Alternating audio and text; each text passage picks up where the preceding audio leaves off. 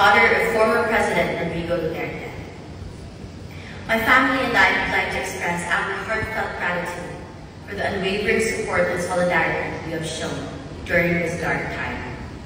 You have never failed to remind us, time and again, of the pride we carry as Dabuenos.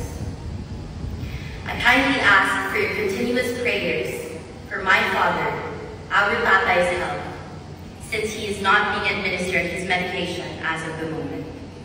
As all of you have seen, he was forcibly taken and sent to The Hague to face trial before the ICC. What kind of government do we have where it does not protect its own citizen, let alone its sovereignty?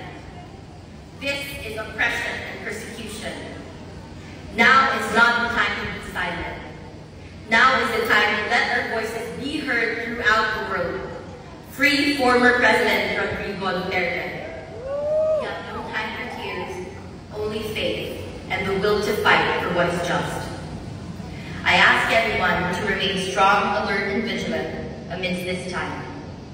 Let us not stop until my father, our Tatay Digong, is safely home. Daghang salamat, mabuhay ang Pilipinas.